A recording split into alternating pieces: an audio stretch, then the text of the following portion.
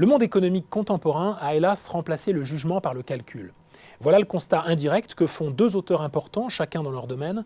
La philosophe et philologue Barbara Cassin, qui a coordonné l'ouvrage Derrière les grilles, sortons du toute évaluation, et le juriste Alain Supiot, lequel publie ses leçons du Collège de France sous le titre La gouvernance par les nombres.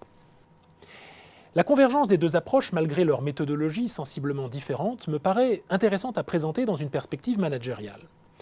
Car ce n'est pas le fait de rendre des comptes, de recenser les besoins ou de projeter les objectifs chiffrés dans les organisations qui pose un problème en soi. L'évaluation quantitative est un critère inévitable de la réussite et du pilotage des organisations. Ce qui pose problème est qu'il tend à devenir le seul, en réduisant autant que possible l'épaisseur historique et culturelle des organisations à une suite de nombres et en les soumettant à un modèle de rationalité limité à la seule quantification. Nous vivons dans un monde économique pour lequel la qualité n'est plus qu'une émanation de l'hégémonique quantité.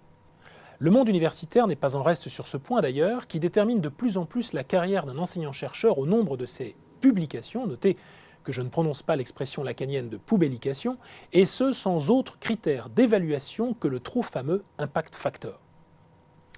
Or, orienter l'action individuelle ou collective seulement à partir d'une grille d'évaluation, quelle qu'elle soit d'ailleurs, c'est prendre un très grand risque. Barbara Cassin d'évoquer ironiquement par exemple les 71 critères qui permettent selon Mythic Affinity d'apprécier la qualité de l'ajustement amoureux entre deux utilisateurs du service. Autre exemple, au spectre autrement plus inquiétant, celui de cette tragique remarque faite par Hannah Arendt au début des années 70. Les spécialistes de la solution des problèmes n'appréciaient pas mais calculaient. Elle évoquait alors les hommes politiques américains abritant leur décision de poursuivre la guerre au Vietnam sur la base de données chiffrées apparemment satisfaisantes, mais ignorant tout du terrain et de la culture de l'adversaire de l'époque.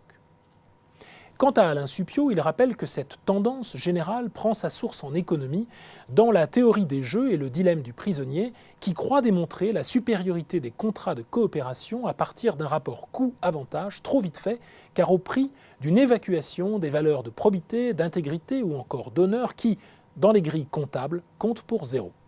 Selon Supiot, le bon usage de la quantification suppose donc un sens de la mesure.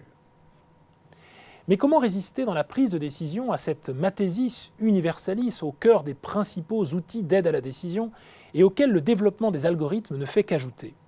Comment retrouver ce que l'on pourrait appeler une biodiversité des évaluations?